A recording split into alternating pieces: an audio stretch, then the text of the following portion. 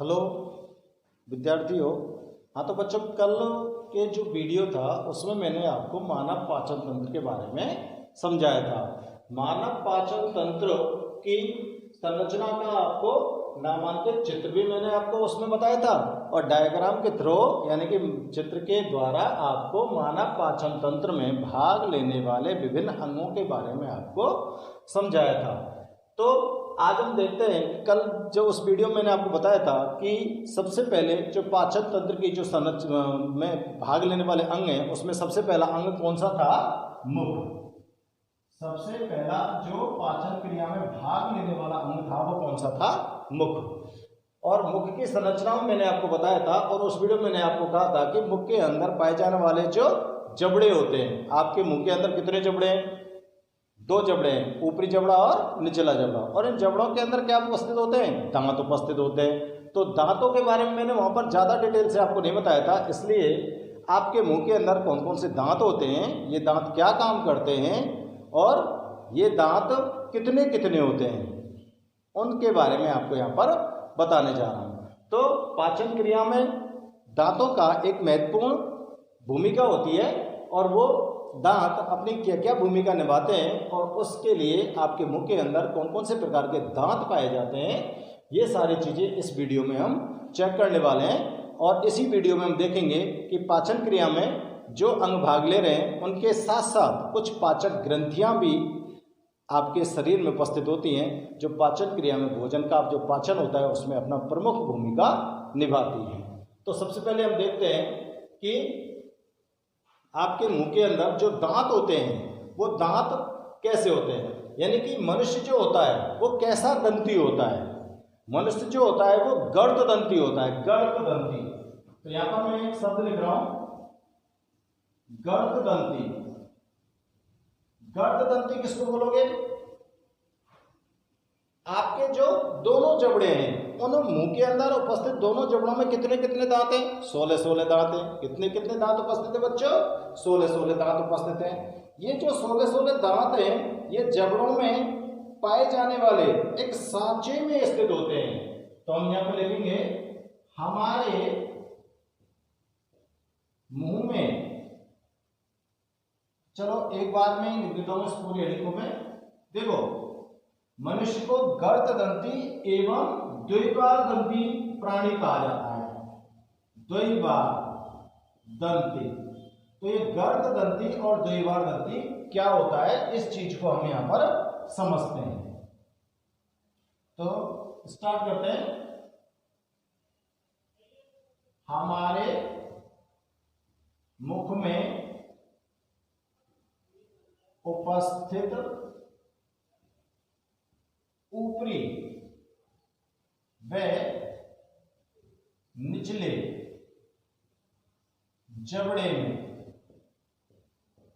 आपके मुंह के अंदर ऊपरी जबड़ा और निचला जबड़ा दो जबड़े उपस्थित हैं और इन जबड़ों में कितने कितने दांत हैं बताओ? जबड़ों में 16 दांत होते हैं। अब देखिए, जबड़ों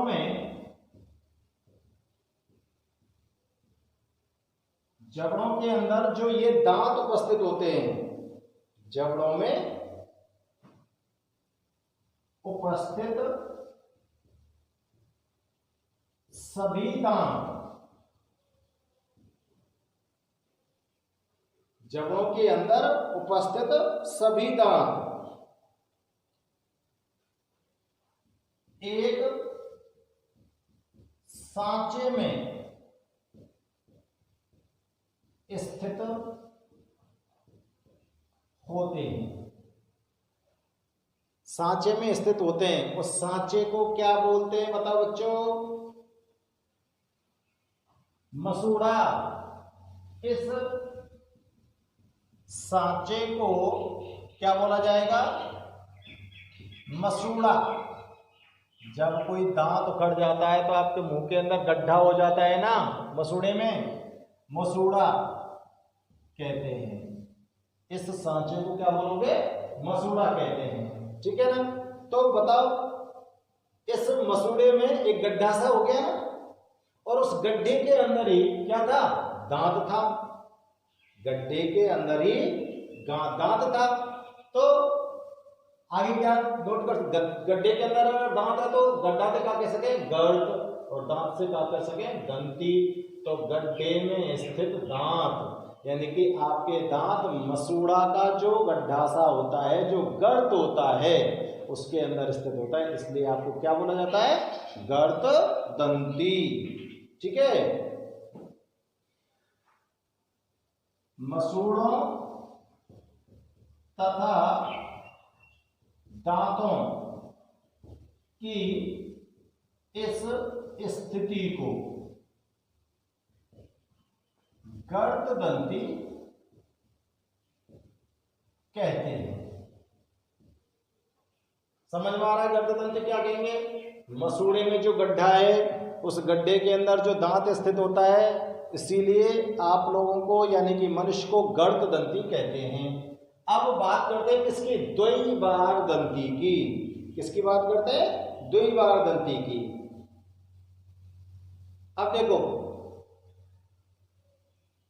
मनुष्य का जो जीवन काल होता है उसमें 2 बार दांत आते हैं।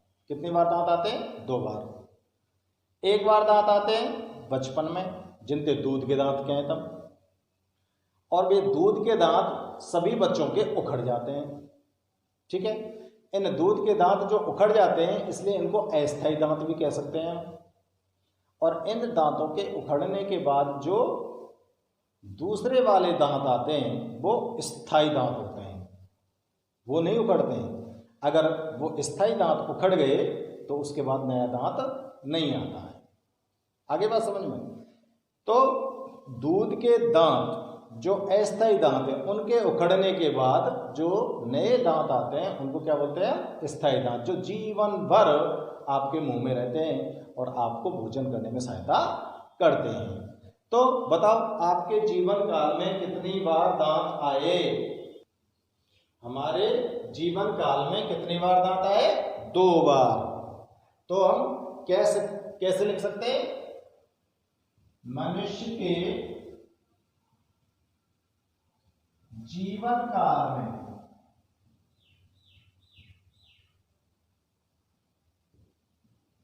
दो बार दांत उगते हैं। मनुष्य के जीवन काल में कितनी बार दांत उगे हैं? 2 बार दांत उगे हैं। पहले दांत अस्थायी, जिनसे क्या कह सके, दूध के दांत, तथा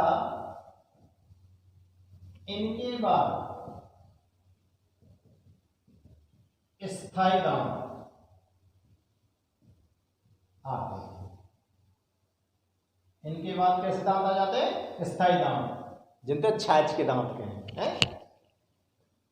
इनके उखड़ने के बाद फिर अब दांत नहीं आएंगे, अब पोपले हो जाओगे अगर दांत उखड़वा दिए तो, ये ध्यान रखना। ठीक है ना? तो 2 बार दांत आ गए फोकट में, वही बहुत है। इसलिए मनुष्य को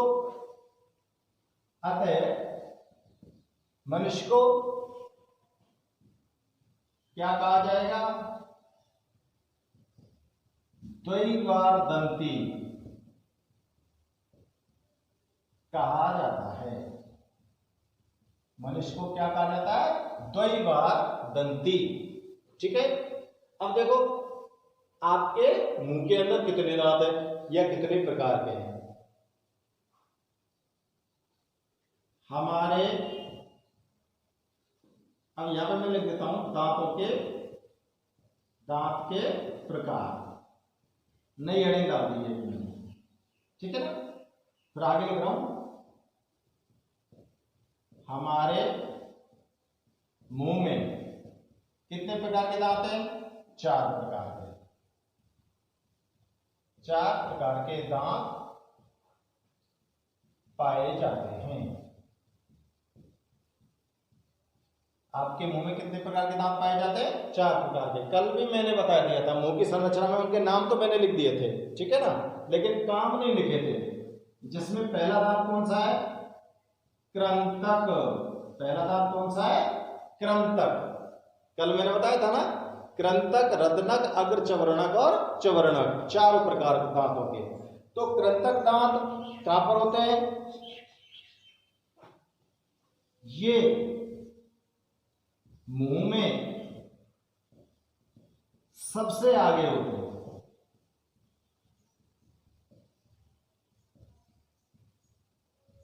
आपके मुंह के अंदर सबसे आगे अगर कोई दांत है तो वो कौन से? कृंतक दांत। काम क्या है इनका? जो भोजन को कुतरने व काटने का कार्य करते हैं। कृंतक दांत का काम क्या हो गया? भोजन को कुतरना और काटना। कब निकला में ये? जब बच्चा थोड़ा सा बड़ा हो जाता है, 4-5-6 महीना को, जब एक बार के मुंह में उंगलियां दे के देखियो, खा जाएगा ना, तो सबसे पहले जो दांत उगे वे कौन से हैं? कृंतक, सामई सामई वारे, ठीक है ना, सबसे मजबूत रहे। ये 6 माह की उम्र में, 6 माह की उम्र में उग जाते हैं।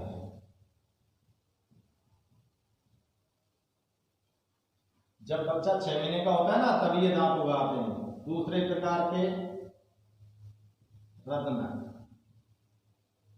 कितने होते हैं बताइए? कृंतक 2 ऊपर को और 2 नीचे को, टोटल 4 हैं दोनों जबड़ान में। दूसरे प्रकार के दांत कौन से हैं? रत्नक।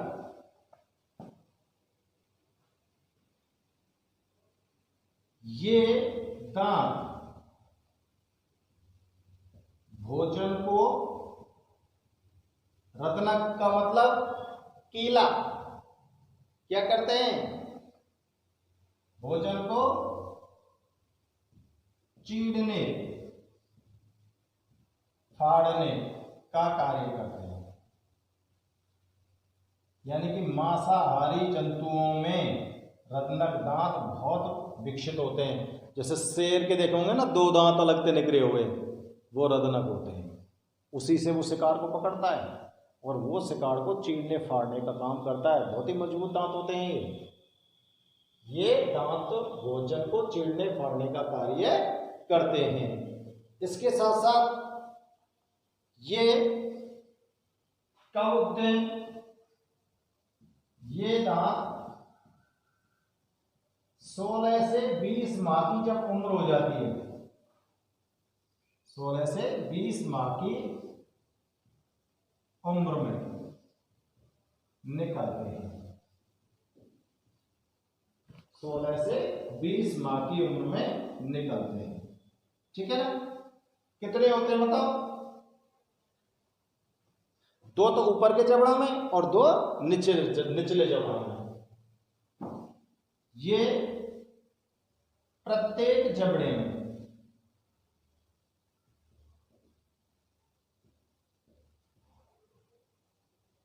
कितने कितने? 2-2 होते हैं। रत्नक दांत प्रत्येक जबड़े में कितने कितने होते हैं? 2-2 होते हैं। और अभी मैं बोल रहा था कि कौन से प्राणी में सबसे ज्यादा विकसित है ये बताओ? मांसाहारी। ये दांत मांसाहारी जीवों में सर्वाधिक विकसित होते हैं। जो मांसाहारी होते हैं ना, उनके अंदर ये सबसे ज्यादा विकसित होते हैं।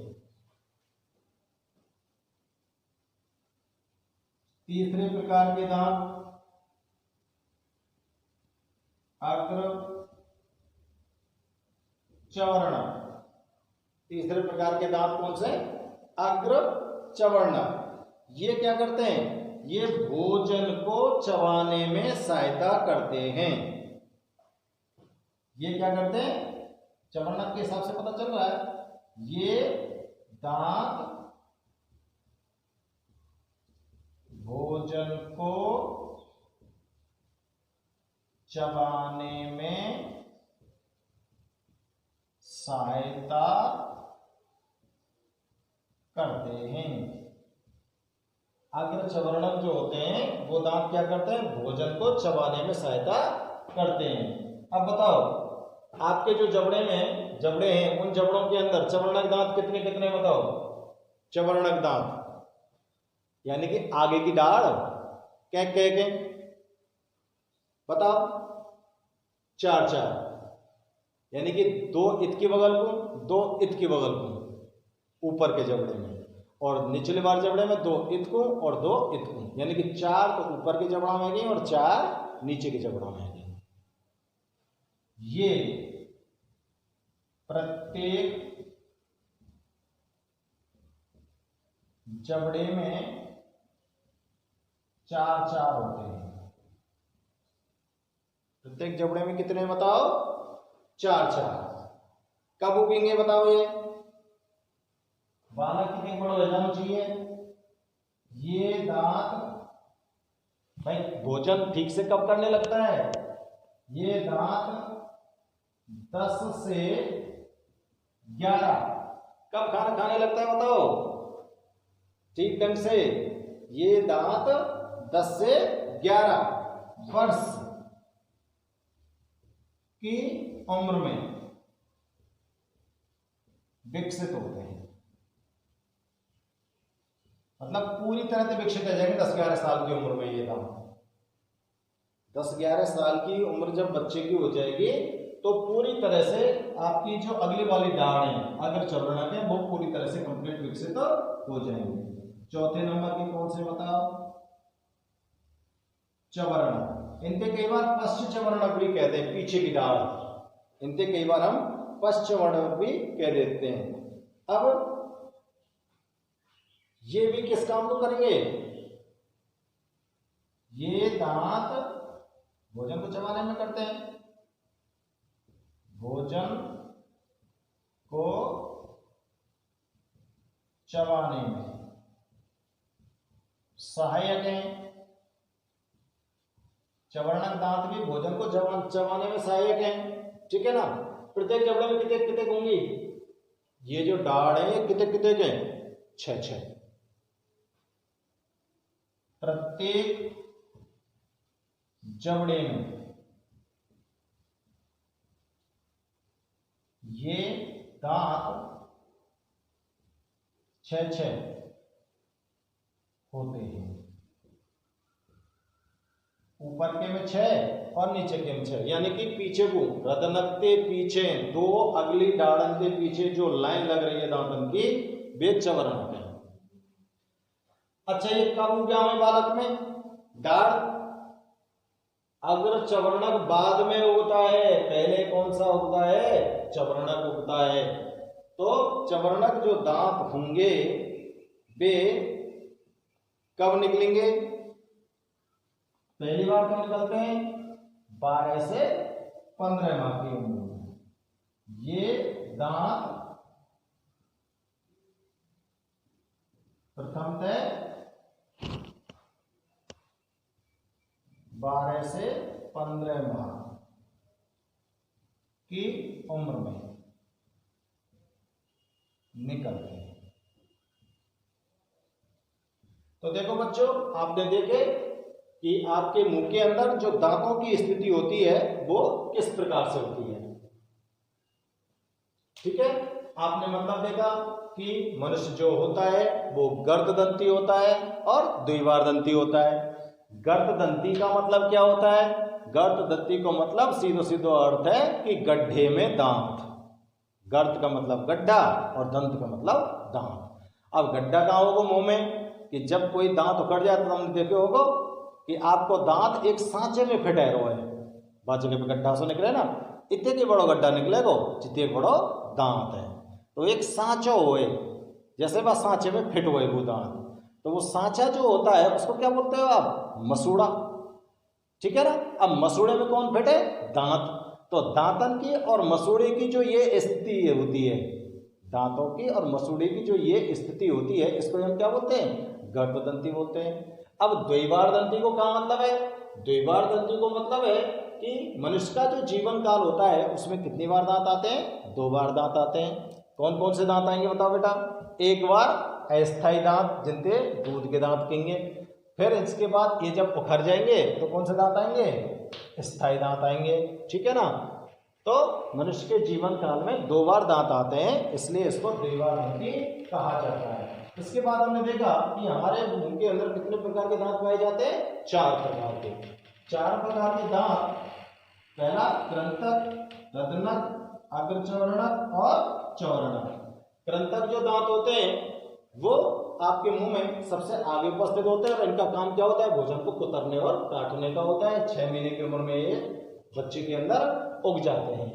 रत्नक जो दांत होते हैं वो भोजन को चीरने फाड़ने का काम करते हैं। ये 16 से 20 माह की उम्र में निकल आते हैं।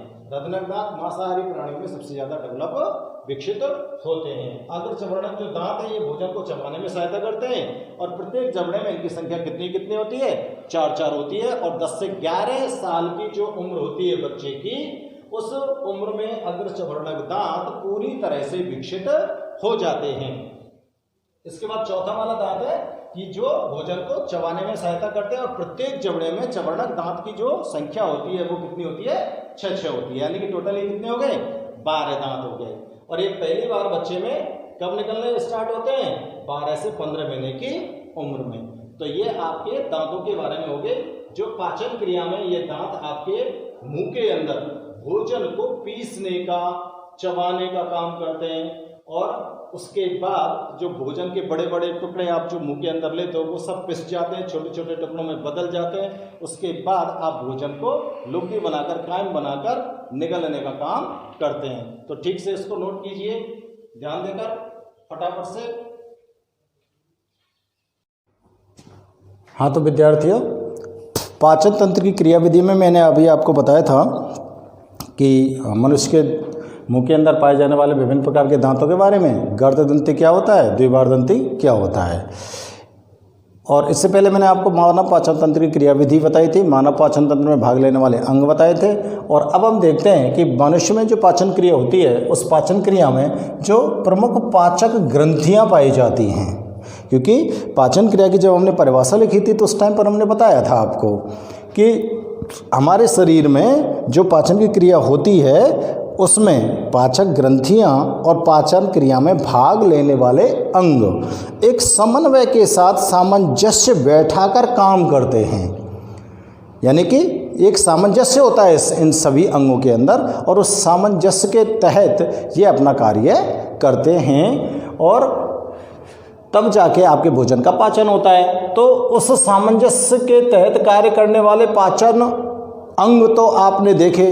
पाचक अंग कौन कौन से थे? प्रमुख 6 प्रकार के पाचक अंग आपको बताए थे। मुख हैं, ग्रसिका, ग्रासनली, आमाशय, छोटी आंत, बड़ी आंत, ये सब आपको अंग बताए थे। इसके साथ साथ हम देखते हैं कि प्रमुख पाचक ग्रंथियां कौन कौन सी हैं जो पाचन क्रिया में भाग लेती हैं।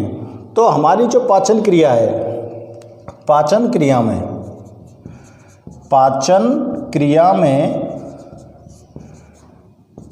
भाग लेने वाली,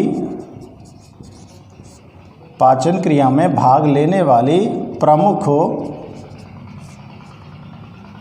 रूप से 3 पाचक ग्रंथियां हैं। अब 3 पाचक ग्रंथियां कौन कौन सी हैं? देखो, सबसे पहली है कौन सी है? लार ग्रंथि। 3 पाचक ग्रंथि में सबसे पहले कौन सी है? लार ग्रंथि। उसके बाद कौन सी है? यकृत ग्रंथि। यकृत ग्रंथि और तीसरी है अग्नाशय ग्रंथि। ये 3 ग्रंथियां मुख्य रूप से पाचन क्रिया में भाग लेने वाली होती है और इनसे विभिन्न प्रकार के एंजाइम बाहर निकलते हैं जो आपके भोजन में उपस्थित विभिन्न पोषक तत्वों का पाचन करते हैं। अब हम एक एक जो पाचक ग्रंथि है उसका वर्णन करते हैं। तो देखो, प्रमुख पाचन ग्रंथि में पहली पाचक ग्रंथि हो गई लार ग्रंथि। लार ग्रंथि क्या होती है, कहाँ पर उपस्थित होती है और ये क्या कार्य करती है? ठीक है, लार ग्रंथि कहाँ पर उपस्थित होगी बताओ? लार ग्रंथि आपके मुंह में उपस्थित होती है और ये इस ग्रंथि से एक तरल पदार्थ जो चिपचिपा सा होता है, जिसमें थोड़ा सा श्लेष्मा मिला होता है, वो स्रवित होता है। यह ग्रंथि मुंह में उपस्थित, कहाँ पर उपस्थित है? मुंह में उपस्थित होती है। इससे एक शीर्मी तरल व चिपचिपा, शीर्मी तरल व चिपचिपा श्लेष्मा का मिश्रण स्रवित होता है। श्लेष्मा का मिश्रण स्रवित होता है। देखो, आपके लार को ध्यान से देखो, मुंह में है लार ग्रंथियाँ और लार कैसी है? एक शीर्मी तरल है जिससे चिपचिपा श्लेष्मा का मिश्रण स्रवित होता है। लार क्या है? एक शीर्मी तरल है जिससे चिपचिपा श्लेष्मा का मिश्रण स्रवित होता है और इसका जो तरल भाग है, अब इसका मुख्य काम क्या है? तरल भाग जो होता है, तरल भाग भोजन को गीला करता है। देखो, शीर्मी तरल का काम क्या हो गया? भोजन को गीला करता है। तथा अब ये जो श्लेष्मा होता है, ये क्या काम करता है?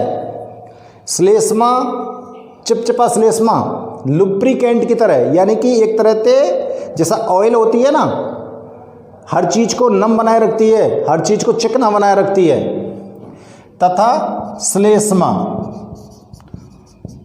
लुब्रिकेंट की तरह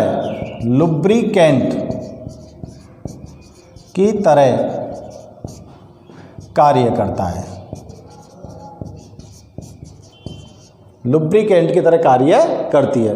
लुब्रिकेंट क्या होता है, समझने की कोशिश करो। जैसे आप अपने इंजन के जो विभिन्न पार्ट होते हैं उनको चिकना बनाए रखने के लिए, ताकि वे घिसे नहीं एक दूसरे के ऊपर, उनमें लुब्रिकेंट डालते हो। लुब्रिकेंट के रूप में आप क्या डालते हो? ऑयल डालते हो। तो ऑयल एक चिपचिपा सा पदार्थ होता है, ठीक है ना, जो सभी पार्ट्स को चिकना बनाए रखता है। तो ये भोजन को चिकना बनाता है, यानी कि भोजन के ऊपर एक लेयर सी चढ़ जाती है जो वो चिकनी लेयर रहती है, ताकि यह आसानी से हम निगल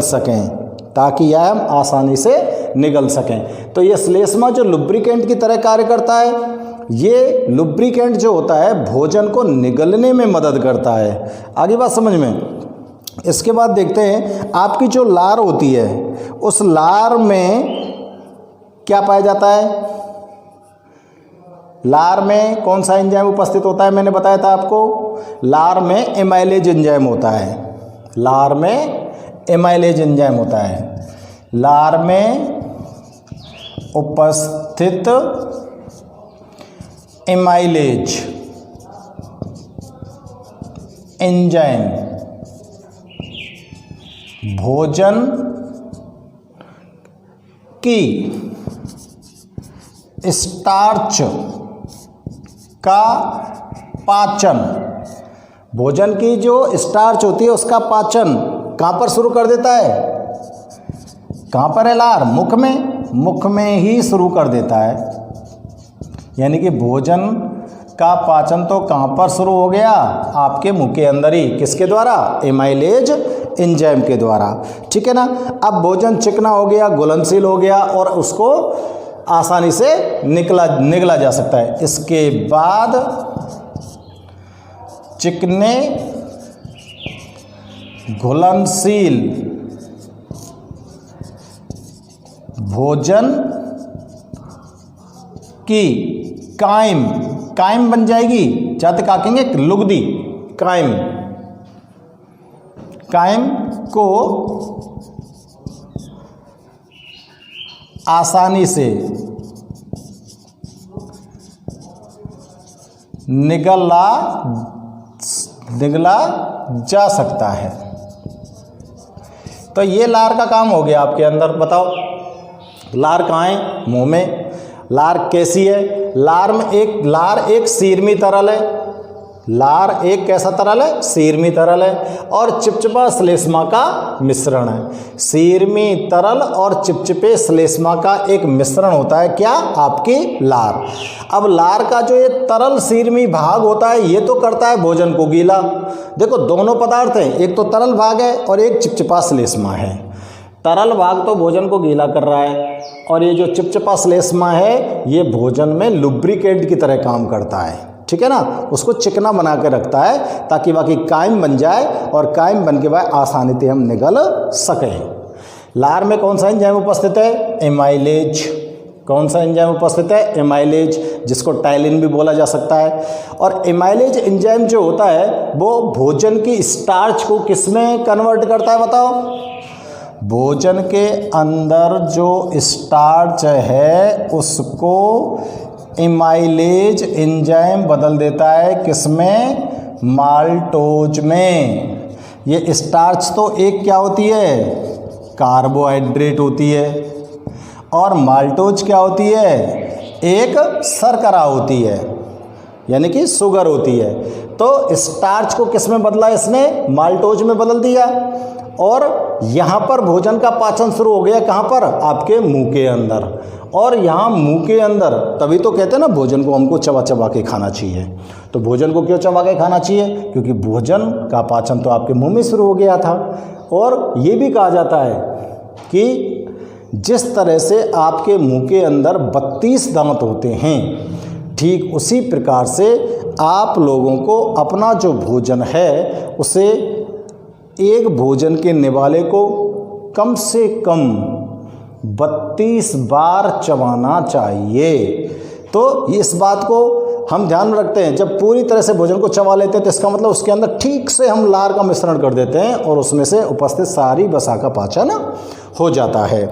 अब देखो ये तो लार के बारे में और लार ग्रंथि के बारे में बात होगी। अब हम देखते हैं कि हमारे शरीर में यानी कि हमारे मुंह के अंदर जो लार ग्रंथियाँ हैं वो कौन कौन सी हैं। तो देखो आपके अंदर मुंह में निम्न प्रकार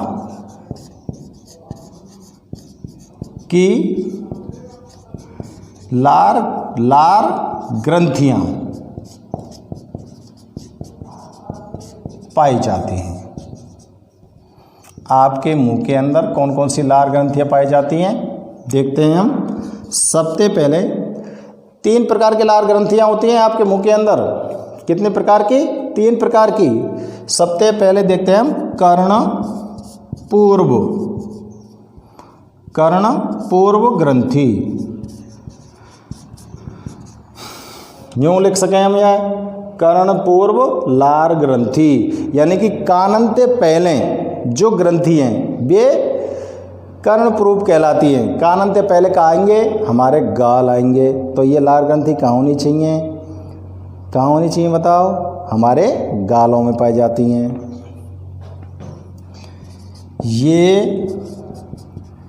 ये नहीं, यह लार ग्रंथि हमारे गालों में पाई जाती है। और इससे क्या निकलता है बताओ, इससे तरल पदार्थ स्रवित होता है। कौन सा पदार्थ स्रवित होगा? तरल पदार्थ। लार में मैंने ऊपर लिखे हुए सीडमी तरल, तो या तो तरल पदार्थ निकल आओ। अब दूसरे प्रकार की जो ग्रंथि है वो कौन सी है? अधोजंब। अधोजंब ग्रंथि। अधोजंब, ठीक है। अधो का मतलब ऊपर, जीभ के ऊपर। ये कहाँ होती हैं? जीभ के ऊपर होती हैं। और यह एक मिश्रित ग्रंथि है, जो मिश्रित ग्रंथि है जो कम से कम दो चीज निकालेगी, जो सीर्मी तरल और श्लेष्मा। जो सीर्मी तरल और श्लेष्मा दोनों को स्रवित करती है। दोनों को स्रवित करती है। मिश्रित जब तो होगी जब लार ग्रंथि में क्या पदार्थ है? दो है, एक तो सीर्मी तरल है और एक चिपचिपा श्लेष्मा है। तो जो कर्णपूर्व ग्रंथि है वो तो केवल तरल पदार्थ निकाल रही है, पर अधोजंब ऐसी लार ग्रंथि है जिसको हम एक मिश्रित ग्रंथि मानते हैं। और मिश्रित इसलिए मानते हैं क्योंकि ये दोनों पदार्थों को ही क्या करती है? स्रवित करती है।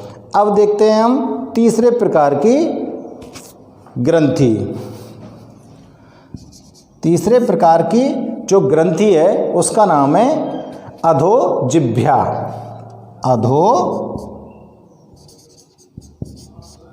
अधोजिह्वा।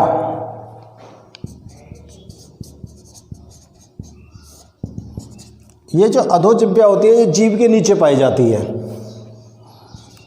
यह ग्रंथि कौन सी? लार। यह लार ग्रंथि जीभ के नीचे पाई जाती है। जीभ के नीचे पाई जाएगी। और ये क्या स्रवित करती है? यह केवल श्लेष्मा का श्रवण करती है। अब देखो, ध्यान से देख लो, तीनों ग्रंथि में कर्ण पूर्व ग्रंथि जो गालन में, अधोजंब जो जीभ के ऊपरी भागन में, ऊपरी भाग में जो तालवा गालों का ऊपरी हिस्सा है वहाँ पर भी होती है। कर्ण पूर्व ग्रंथि तो केवल कहाँ पर क्या निकलेगा? तरल पदार्थ, केवल तरल पदार्थ। अधोजंब ग्रंथि है ये एक मिश्रित ग्रंथि है जिससे तरल और श्लेष्मा दोनों निकल रहे हैं। अधोजिह्वा ये जो लार ग्रंथि है जीभ के नीचे पाई जाएगी, ये केवल क्या निकालेगी? श्लेष्मा निकालेगी। तो ये लार ग्रंथि हो गई, ठीक है ना। और ये लार ग्रंथियाँ जो होती हैं ये आपके मुंह में चारों ओर उपस्थित हैं। मुंह में कहाँ पर उपस्थित है? चारों ओर। मुंह में जब चारों ओर उपस्थित है तो आप जब भी भोजन करते हो तो चारों तरफ से ये लार आपके भोजन के अंदर मिश्रित होती है और आपके मुंह के अंदर मांसपेशियों से बनी एक जीभ उपस्थित है। और ये जो जीभ होती है, ये जीभ आपके भोजन को मुंह के अंदर चारों तरफ घुमाने का काम करती है। ये जो जीभ होती है ये भोजन को चारों तरफ घुमाने का काम करती है। अतः ये जीभ इस भोजन को चारों तरफ घुमाकर अच्छी तरह से लार का मिश्रण आपके भोजन में कर देती है, ठीक है ना। तो आप लोग थोड़ा सा इस बात को ध्यान से चेक करेंगे, लिखेंगे। ध्यान से लिखो बेटा इसको। अब बात करते हैं हम अगली पाचक ग्रंथि की। अगली जो पाचक ग्रंथि है वो कौन सी है? यकृत ग्रंथि। नंबर 2, इस ग्रंथि के बारे में आप लोग ठीक से नोट कर लो। नंबर 2 कौन सी है? यकृत ग्रंथि। बहुत ही इंपॉर्टेंट है यकृत ग्रंथि। हमारे शरीर की सबसे बड़ी है ये ग्रंथि, और ये प्रमुख पाचक ग्रंथि है जो लगभग त्रिकोण आकृति की होती है और मध्यपट के नीचे स्थित होती है। मध्यपट वही डायफ्राम, ठीक है ना। और इसका वजन भी होता है, इसमें सबसे बड़ी ग्रंथि है, काफ़ी मोटी होती है, तो इसमें वजन भी ज़्यादा होगा, ठीक है ना। तो लिखते हैं इसके बारे में।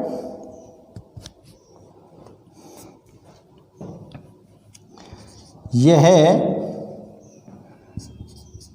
त्रिकोण आकार की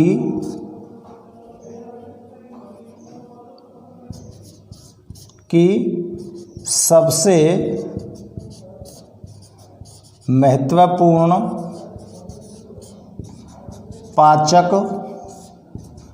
ग्रंथि है। यहाँ का आकार कैसा हो, त्रिकोण, यानी कि त्रिभुज से जैसी। तो लीवर हम बनावे ना, बीच में तो ऊंचो, दोनों किनारन ते नीचो, तो त्रिकोण सी है जाए ना वो, जो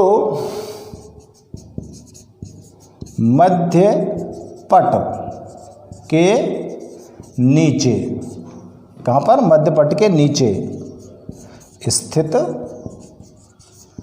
होती है। कहाँ पर स्थित है, मध्य पट के नीचे स्थित होती है, ठीक है ना। अब जो लीवर होता है आपका, ये सबसे बड़ी ग्रंथि है। यह शरीर की सबसे बड़ी ग्रंथि है। आपके शरीर में सबसे बड़ी ग्रंथि अगर पूछी जाए तो तुरंत क्या बोलोगे, लीवर। तुरंत क्या बोलोगे, लीवर।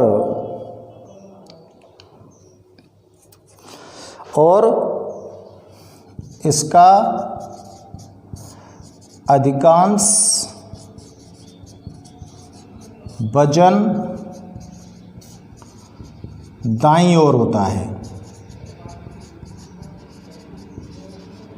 अब लीवर इतने बड़ो है, तो यह हम दो भागन में बांट दें, दायां भाग और बायां भाग। और इसके अंदर कुछ पालियाँ सी भी हमको दिखती हैं, जिनको हम यकृत पालियाँ कहते हैं।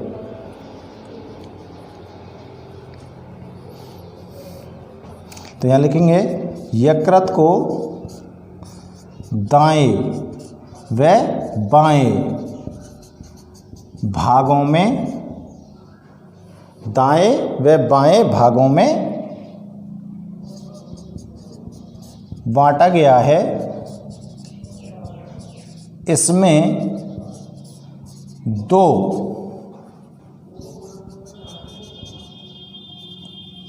इसके अतिरिक्त लीवर के अंदर दो पालियां, दो क्या होती हैं, पालियां होती हैं।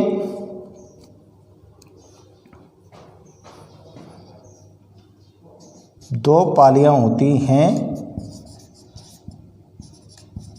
जिनमें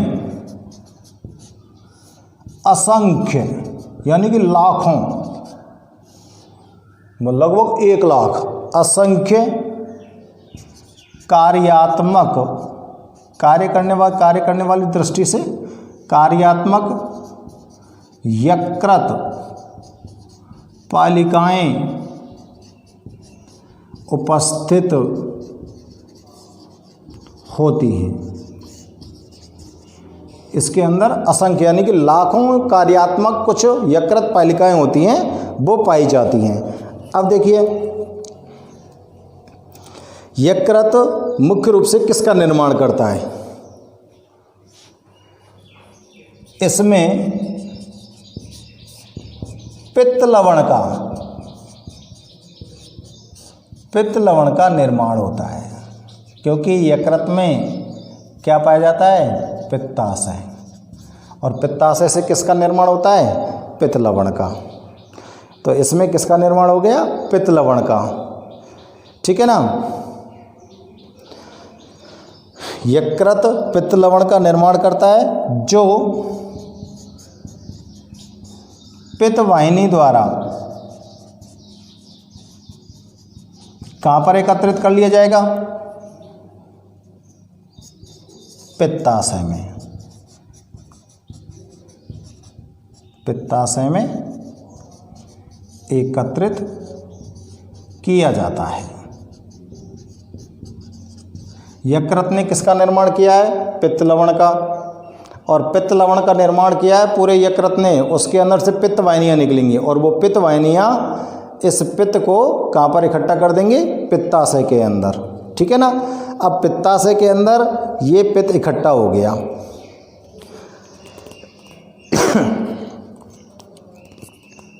अब ये जो पित्त होता है, ये पित्त जो होता है यकृत में, जो पित्ताशय के अंदर जो पित्त पाया जाता है, ये क्या काम करता है? यह पित्त लवण वसा का, ये जो पित्त लवण होता है ये क्या करता है? वसा का पायसीकरण।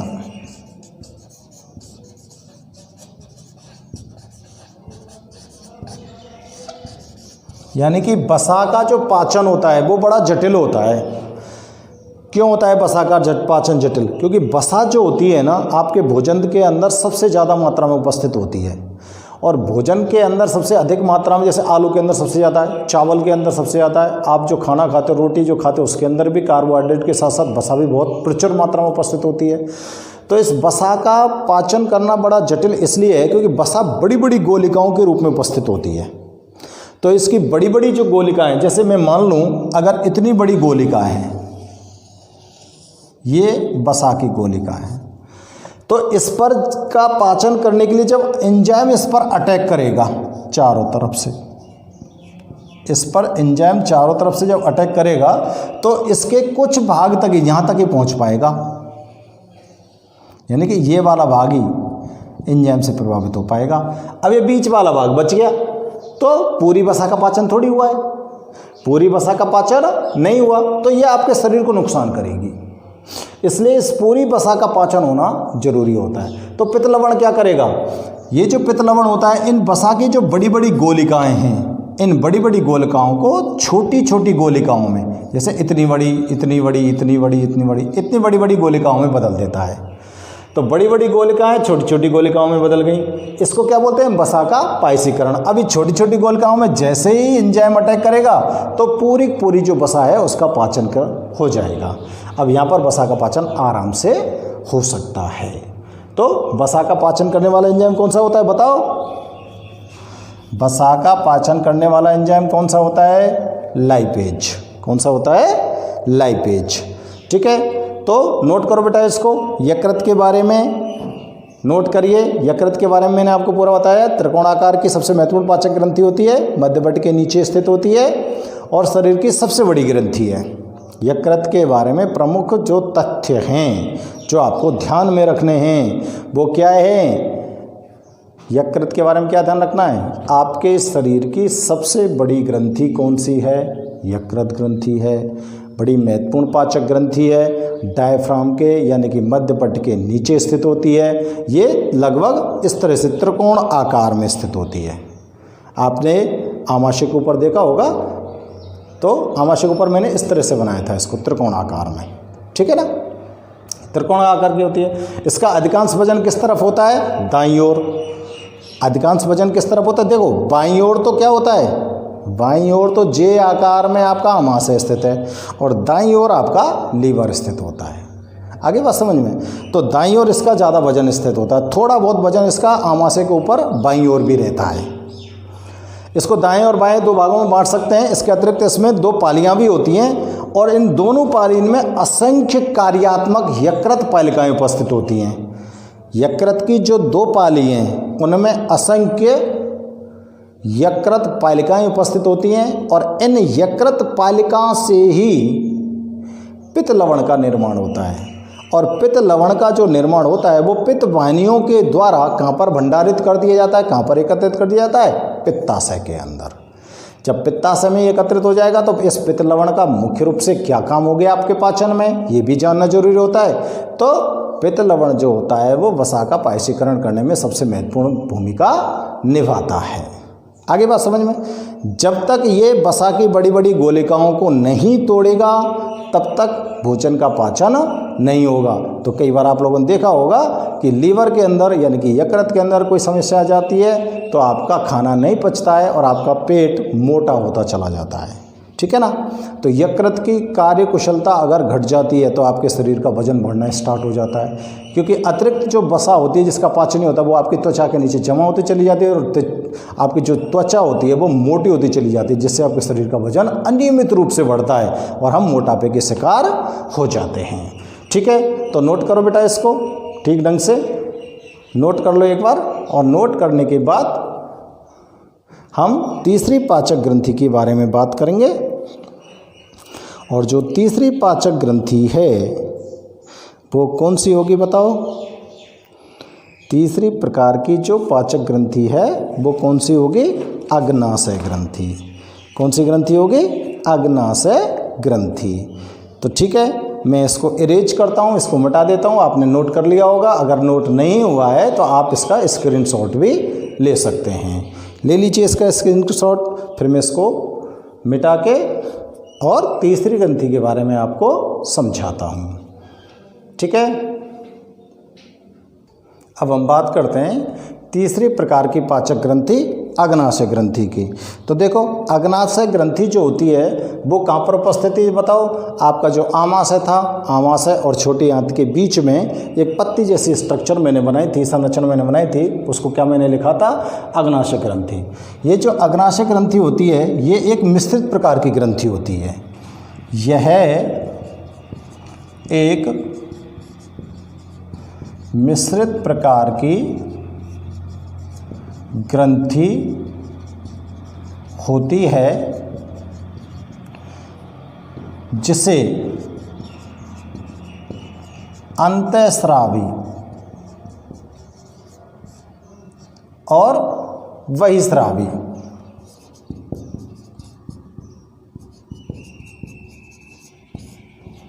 ग्रंथि कहा जाता है।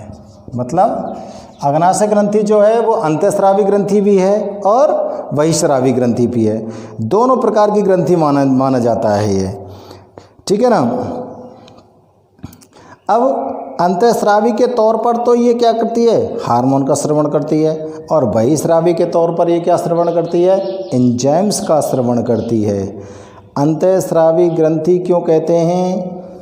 क्योंकि ये हार्मोन का स्रवण करती है। बहिस्रावी ग्रंथि क्यों कहते हैं? क्योंकि ये एंजाइम का स्रवण करती है। तो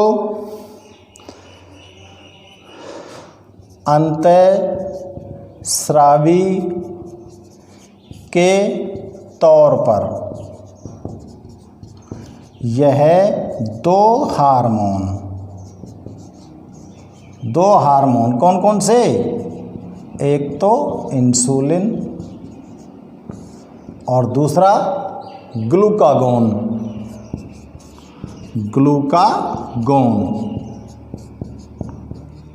स्रावित करती है। ध्यान से चेक करना है बेटा, और ध्यान से इसको देखना है कि अंतःस्रावी तो क्यों कहा है हमने इसको, कि कोई अंतःस्रावी ग्रंथि के तौर पर तो अग्नाशय क्या करता है? दो हार्मोनों को स्रावित करता है। दो हार्मोन कौन कौन से हो गए? एक तो इंसुलिन हार्मोन हो गया और एक ग्लूकागोन हार्मोन हो गया। ये तो इन हार्मोनों के स्रवण के कारण इसको तो बोल दिया हमने अंतःस्रावी ग्रंथि बोल दिया। ठीक है ना। अब इस ग्रंथि के द्वारा कुछ एंजाइम भी स्रावित किए जाते हैं तथा बहिस्रावी के तौर पर यह एंजाइम स्रावित करती है, जो प्रोटीन वसा व कार्बोहाइड्रेट। प्रोटीन, वसा व कार्बोहाइड्रेट के पाचन में मदद करते हैं। देखो चेक करो, अंतःस्रावी के तौर पर तो दो हार्मोन निकाल दिए, इंसुलिन और ग्लूकागोन, और बहिस्रावी के तौर पर एंजाइम निकाल दिए जो क्या काम करेंगे, प्रोटीन, वसा और कार्बोहाइड्रेट के पाचन में मदद करेंगे। ठीक है ना। ये जो अग्नाशय ग्रंथि होती है, इस अग्नाशय ग्रंथि से जो निकलने वाले हार्मोन्स होते हैं उनका काम देखते हैं। और ये जो अग्नाशय ग्रंथि होती है, ये अग्नाशय ग्रंथि यकृत ग्रंथि, ये अग्नाशय ग्रंथि यकृत ग्रंथि के पास स्थित होती है, यू आकार की।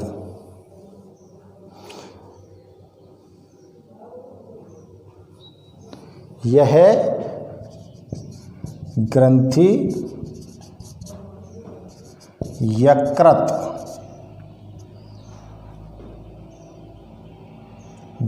और तिल्ली, प्लिया, तिल्ली के पास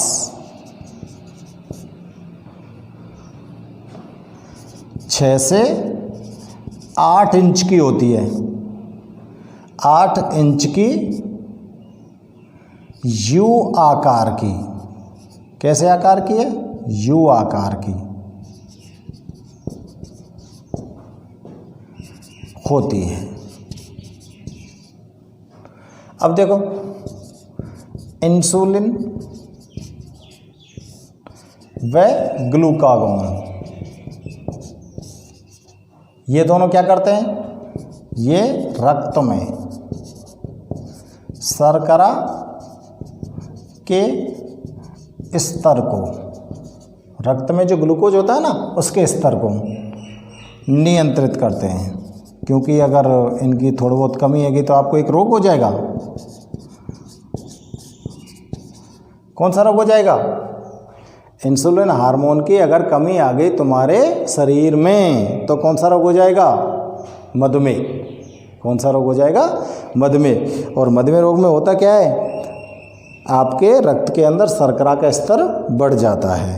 रक्त के अंदर किसका स्तर बढ़ जाएगा? शर्करा का स्तर बढ़ जाएगा। ठीक है ना। तो लिख देता हूँ भले ही मैं, और आपको ध्यान भी होगा। इंसुलिन की कमी से मधुमेह, डायबिटीज या शुगर की बीमारी हो जाता है। ठीक है। अब पाचक ग्रंथि के तौर पर यहाँ पर ये हार्मोन तो पाचन का काम नहीं कर रहे हैं, हार्मोन पाचन क्रिया में भाग नहीं ले रहे हैं। यहाँ पर पाचन क्रिया में भाग कौन ले रहे हैं? एंजाइम। कौन भाग ले रहे हैं? एंजाइम। जो किस किस का पाचन कर रहे हैं? देखो, प्रोटीन का, वसा का, कार्बोहाइड्रेट का। ठीक है। अब मैं थोड़ा सा आपको यहाँ पर बता भी देता हूँ भले ही कि अग्नाशय ग्रंथि से जो निकलने वाले हार्मोन हैं, वो हार्मोन प्रोटीन का पाचन करने वाला कौन सा है, वसा का पाचन करने वाला कौन सा है, और कार्बोहाइड्रेट का पाचन करने वाला कौन सा है। तो थोड़ा सा ध्यान से चेक करना है। प्रोटीन पाचक एंजाइम, प्रोटीन पाचक एंजाइम कौन कौन से हैं बताओ? ट्रिप्सिन, क्या नाम लिख रहा हूं मैं? ट्रिप्सिन। और एक और लिख देता हूं मैं, काइमोट्रिप्सिन। ये दोनों प्रोटीन का पाचन करने में मदद करते हैं, ट्रिप्सिन और काइमोट्रिप्सिन। जो कहां से निकलता है? अग्नाशय ग्रंथि से निकलता है। वसा का पाचन करने वाला वसा पाचक एंजाइम कौन सा है? लाइपेज। कौन सा है? Lipase enzyme. कार्बोहाइड्रेट का पाचन करने वाला एंजाइम कौन सा है? Carboxy peptidase. कार्बोक्सी पेप्टाइडेज ये कार्बोहाइड्रेट का पाचन करता है। और भी कई एंजाइम निकालता है अग्नाशय ग्रंथि। इससे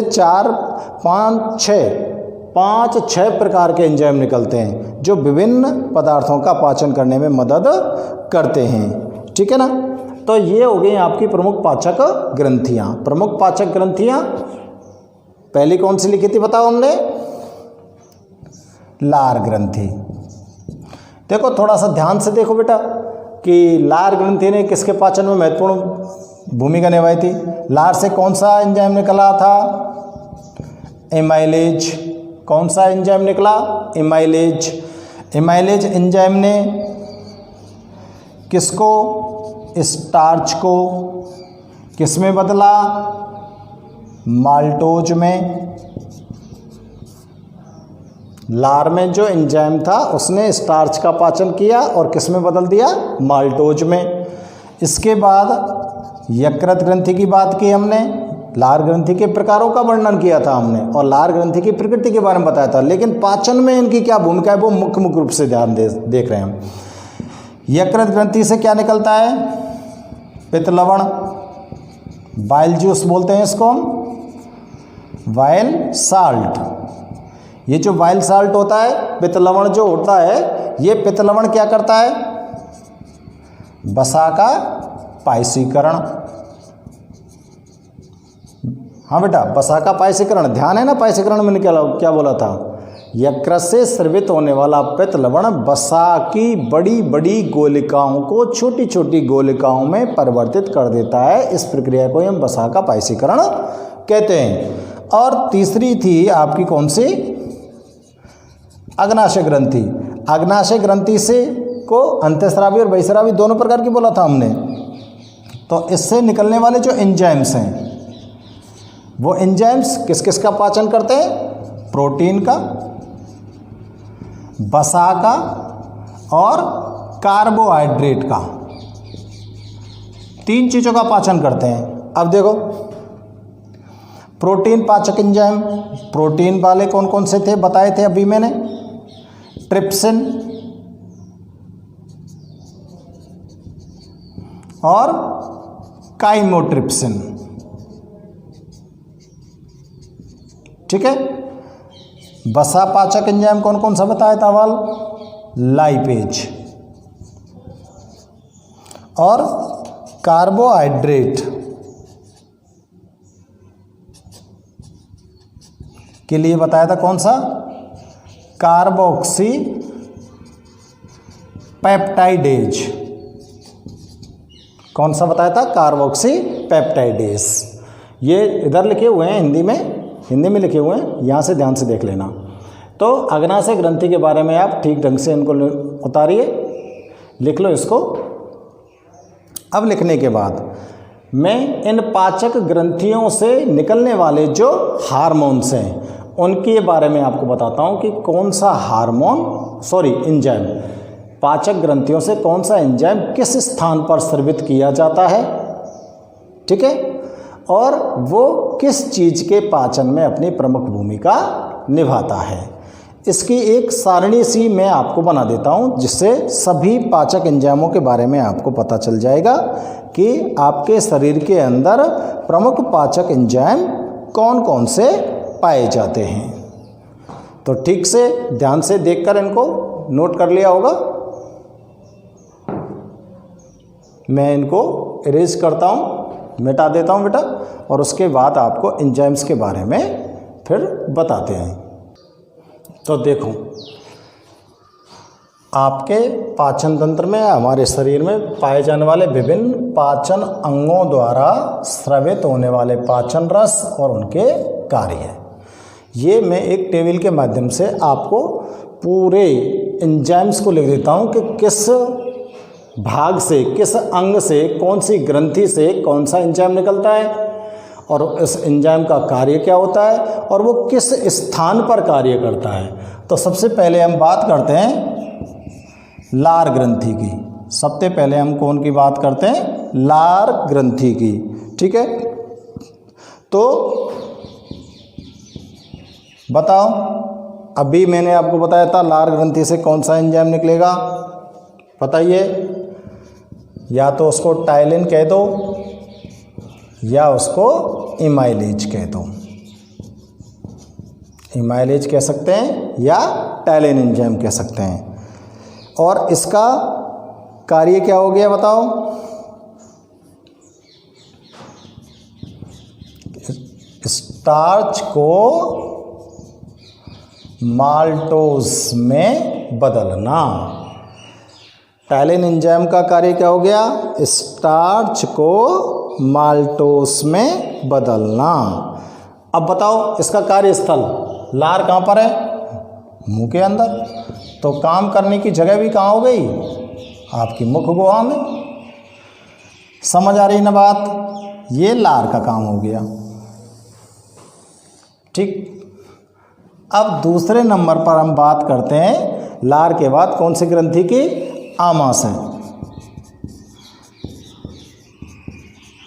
आमाशय, आपके आमाशय से भी क्या निकलता है? जठर रस। आमाशय में स्रवित होने वाले रस को क्या बोला जाएगा? जठर रस। और इस जठर रस के अंदर कौन कौन से एंजाइम होंगे? इस जठर रस के अंदर दो प्रकार के एंजाइम होते हैं। एक तो पेप्सिन एंजाइम और दूसरा रेनिन एंजाइम। जठर रस में कितने एंजाइम हो गए बच्चों? दो एंजाइम, पेप्सिन और रेनिन। पेप्सिन एंजाइम तो क्या, ये दोनों एंजाइम जो होते हैं ये प्रोटीन का पाचन करने का काम करते हैं। ठीक है ना? तो पेप्सिन तो प्रोटीन को पेप्टाइड में, प्रोटीन को किस में बदलता है? पेप्टाइड में। और रेनिन एंजाइम जो होता है ये दूध के अंदर प्रोटीन होती है, दूध की कैसीन प्रोटीन को पैरा कैसीन में परिवर्तित कर देता है। ये मैं ब्रैकेट में लिख देता हूँ। कैसीन प्रोटीन कहाँ होती है? दूध की। अब देखो, रेनिन एंजाइम जो होता है ना, ये बच्चों में ज़्यादा सक्रिय होता है। छोटे जो बच्चे होते हैं जो केवल दूध पर डिपेंड करते हैं, इसलिए रेनिन एंजाइम उनमें ज़्यादा पाया जाता है, जो कि आपके जठर रस में है। जठर रस में जैसे जैसे आप बड़े होते चले जाएंगे तो रेनिन एंजाइम की क्रियाशीलता घटती चली जाएगी और पेप्सिन एंजाइम की क्रियाशीलता बढ़ती चली जाती है। तो यहाँ पर फिर देखेंगे ध्यान से हम, इसका काम करने का जो स्थान है वो कहाँ पर है बताओ? ये आमाशय में काम करेंगे। कहाँ पर काम करेंगे? आमाशय में काम करेंगे। तो ये आमाशय जो पाचक अंग है उसका कार्य हो गया। इसके बाद हम तीसरे अंग की बात करते हैं। तीसरा जो भाग है वो कौन सा है? अग्नाशय। तीसरा जो भाग है वो कौन सा है बेटा? अग्नाशय। अब देखते हैं हम अग्नाशय से, अग्नाशय जो ग्रंथि है उससे कितने एंजाइम बाहर निकलते हैं। देखो, अग्नाशय ग्रंथि से 5-6 प्रकार के एंजाइम्स बाहर निकलते हैं। पहला इमाइलेज, दूसरा ट्रिप्सिन, तीसरा काइमोट्रिप्सिन, चौथा लाइपेज, पांचवा कार्बोक्सी पेप्टाइडेज। देखो 5 लिख दिए मैंने, ध्यान से देखो बेटा इनको। Amylase, trypsin, chymotrypsin, lipase, carboxy peptidase और एक और इसका बचता है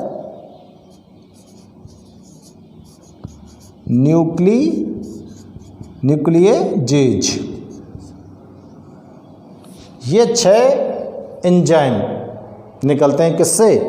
अग्नाशय से। अब देखो जो अग्नाशय का एमाइलेज है वो क्या करेगा, आपके भोजन के अंदर पूरी की पूरी स्टार्च का पाचन थोड़ी हुआ था, यहाँ पर कोई शेष बच जाती है उसका पाचन करेगा। तो यहाँ में नंबर 1, इसका नंबर 1 एमाइलेज का नंबर 1 डाल रहा हूँ। एमाइलेज का तो वही काम हो गया, स्टार्च को माल्टोस में बदलना, ठीक है। ट्रिप्सिन का काम क्या हो गया, अभी बताया था ना मैंने, ट्रिप्सिन और काइमोट्रिप्सिन क्या काम करते थे, प्रमुख प्रोटीन पाचक एंजाइम है। ये क्या करेंगे, प्रोटीन को किस में बदल देंगे, पेप्टाइड में, ठीक है ना। काइमोट्रिप्सिन ये भी क्या करेगा, प्रोटीन को पेप्टाइड में बदल देगा। लाइपेज एंजाइम क्या करेगा, वसा का पाचन करेगा। लाइपेज एंजाइम किसका पाचन करेगा, वसा का पाचन करेगा। और वसा का पाचन करने के बाद ये वसा को परिवर्तित करेगा किसमें, वसीय अम्ल और ग्लिसरॉइड में। वसीय अम्ल प्लस ग्लिसरॉइड। लाइपेज एंजाइम का काम क्या हो गया, वसा का पाचन करना, और वसा को पाचन करने के बाद ये किस में बदल देगा, वसीय अम्ल और मोनोग्लिसरॉइड में बदल देता है, लेकिन मैंने ग्लिसरॉइड लिख दिया यहाँ पर। कार्बोक्सी पेप्टाइडेज, कार्बोक्सी जो पेप्टाइडेज एंजाइम है ये क्या करता है, किस किस का पाचन करेगा, ये पाचन करता है, प्रोटीन को पाचन करने में मदद करता है, और प्रोटीन बदल चुकी है पेप्टाइड में, उसके पाचन में मदद करता है, और अमीनो अम्लों के पाचन में मदद करता है, ठीक है ना। और अब बात की जाए किसकी, सॉरी हाँ 1 2 3, ये चौथा हो गया,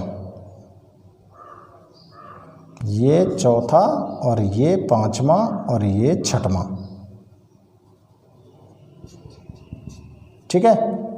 न्यूक्लिएज की बात करें, न्यूक्लिएज जो एंजाइम होता है ये डीएनए और आरएनए के लिए काम करता है। किसके लिए काम करता है, डीएनए और आरएनए, और इनको कन्वर्ट कर देता है न्यूक्लियोटाइड में, ठीक है। किस में कन्वर्ट कर देता है, न्यूक्लियोटाइड में।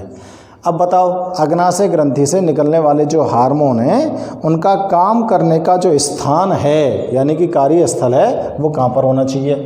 अग्नाशय ग्रंथि से हार्मोन निकलकर सीधे सीधे कहाँ डाले थे बताओ, ग्रेणी में। कहाँ डाले थे, ग्रेणी में। और ग्रेणी यानी कि ड्यूडेनम किसका भाग होता है, ड्यूडेनम भाग होता है किसका, छोटी आंत का। तो अग्नाशय ग्रंथि का कार्यस्थल कहाँ हो गया, छोटी आंत, ठीक है।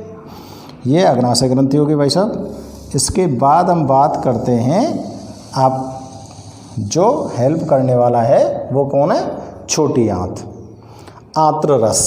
छोटी आंत में क्या निकलेगा, आंत्र रस। छोटी आंत से क्या निकलेगा, आंत्र रस।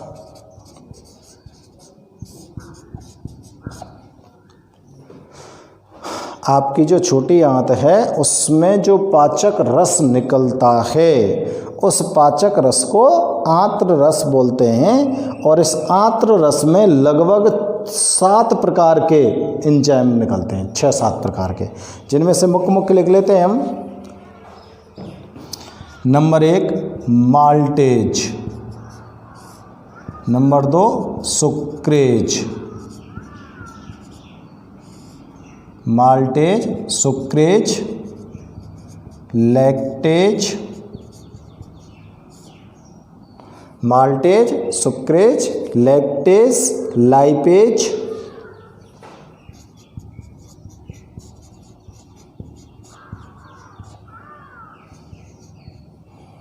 लाइपेज, और लाइपेज के बाद है न्यूक्लिएज और डाइपेप्टाइडेज और फॉस्फेटेज। न्यूक्लिएजेज,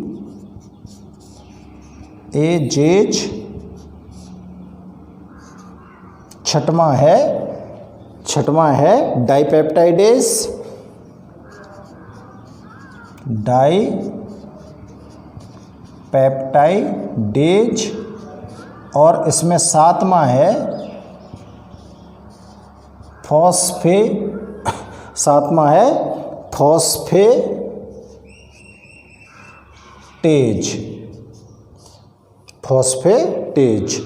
आंत्र रस के अंदर पाए जाने वाले 7 एंजाइम, ठीक है ना।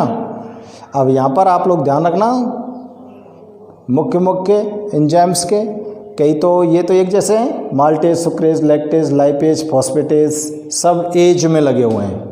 जितने भी हैं सब किस में लगे हुए हैं? एज में लगे हुए हैं। अब देखो माल्टेज का काम, ये क्या करेगा? माल्टोज को बदल देगा ग्लूकोज में। छोटी आंत में जो भोजन का अवशोषण होता है वो ग्लूकोज के रूप में होता है, ठीक है ना। तो ये माल्टोज को किस में बदल देगा? ग्लूकोज में। इसी तरह से सुक्रेज एंजाइम है, ये सुक्रोज को किस में बदल देगा? ग्लूकोज में। सुक्रोज को बदल देगा किस में? ग्लूकोज में। सब कुछ ग्लूकोज में चेंज होना है यहाँ पर। लैक्टेज एंजाइम, ये लैक्टोज शर्करा को, लैक्टोज को कन्वर्ट कर देगा ग्लूकोज में, ठीक है। इसके बाद लाइपेज, लाइपेज का काम ध्यान है, अभी लिखा था ना मैंने लाइपेज का काम, ये लिख रहा, वसा को बसीय अम्ल प्लस ग्लिसरॉइड, बसीय अम्ल प्लस ग्लिसरॉइड। न्यूक्लिएज का काम लिखा था ना मैंने अभी, न्यूक्लिएज का काम क्या होगा? न्यूक्लियोटाइड जो होते हैं उनको न्यूक्लियोसाइड में बदल देगा। न्यूक्लियोटाइड,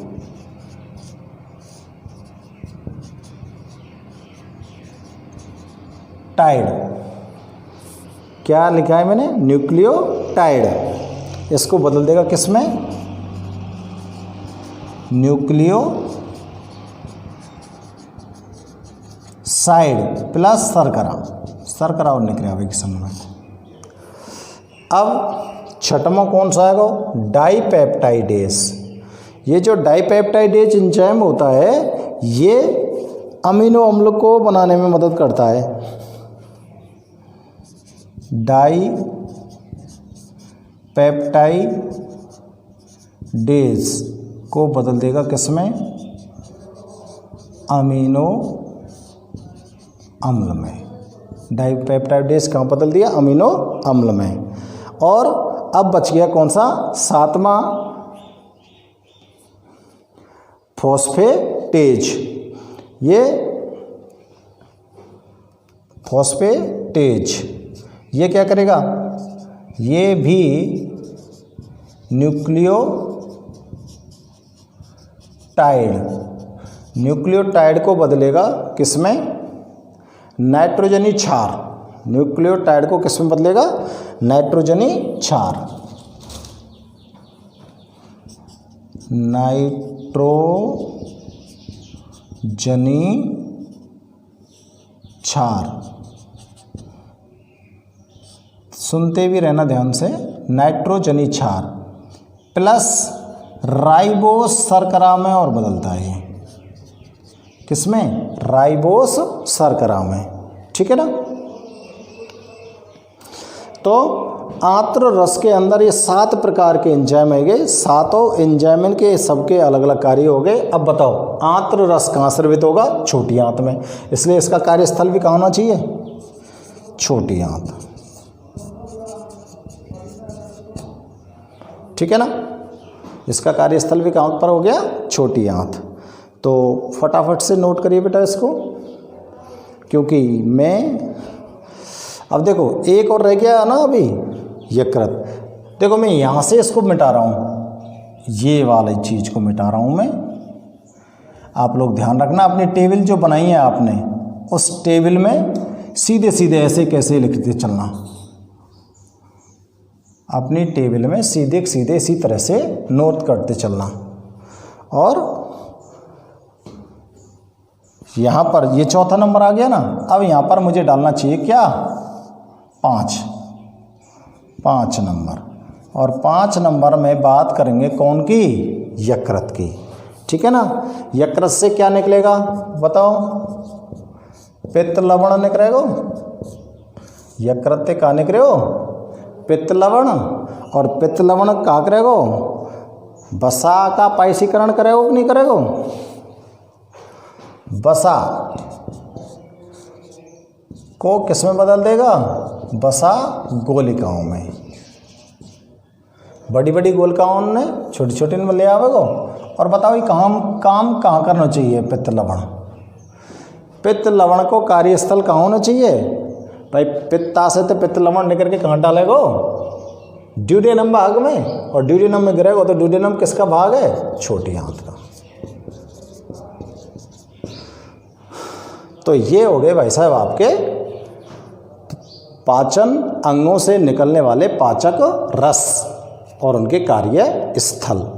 तो देखो, पहला लार ग्रंथि, दूसरा आमाशय, तीसरा अग्नाशय और चौथा आंत्ररस और पांचवा यकृत। ठीक है, चौथा ये और पांचवा मैंने यहाँ पे लिखा है, तो ध्यान से लिखना थोड़ा सा इसको। हेडिंग ऊपर की आपने डाली ली होगी, पहले टेबल बनाई दी होगी, और टेबल को देख लेना कि टेबल किस तरह से बनी है, और उस टेबल के हिसाब से आपको ये पूरा का पूरा नोट करना है। तो बड़े ध्यान से नोट करना है बेटा, गड़बड़ नहीं हो जाए, क्योंकि नाम थोड़े से आपको हो सकता है एंजाइमों के अटपटे लगेंगे। 1-2 बार पढ़ेंगे तो ये एंजाइम हमारी समझ में आ जाएंगे। पहले पहले तुमको सभी एंजाइम्स अटपटे से लगेंगे, लेकिन ये बात भी बड़ी मज़ेदार है, क्योंकि ये सभी एंजाइम आपके शरीर के अंदर पाए जाते हैं जो पाचन क्रिया में भाग ले रहे हैं। तो बड़े ध्यान से इनको हमें लिखना है, और अगर हम नोट कर सकते हैं तो ठीक है, नहीं तो इसका स्क्रीनशॉट ले लीजिए, और स्क्रीनशॉट लेकर आराम से आप देखकर नोट कर सकते हैं। तो ये पाचन क्रिया के बारे में मैंने आपको पूरा पूरा बता दिया। अब देखो, पाचन क्रिया में आपको मैंने बता दिया मानव पाचन तंत्र में भाग लेने वाले प्रमुख अंग कौन से हैं। सबसे पहले पाचन तंत्र को परिभाषित किया, परिभाषित करने के बाद पाचन तंत्र का मैंने चित्र बनाया था आपके लिए। चित्र को आपने ध्यान से देखा होगा, बना लिया होगा। चित्र बनाने के बाद में पाचन क्रिया में भाग लेने वाले विभिन्न प्रकार के अंगों का वर्णन किया था। सभी अंगों को मैंने नोट किया था, सभी अंगों को आपको समझाया था। उसके बाद आपको आपके मुंह के अंदर दांतों की स्थिति के बारे में बताया।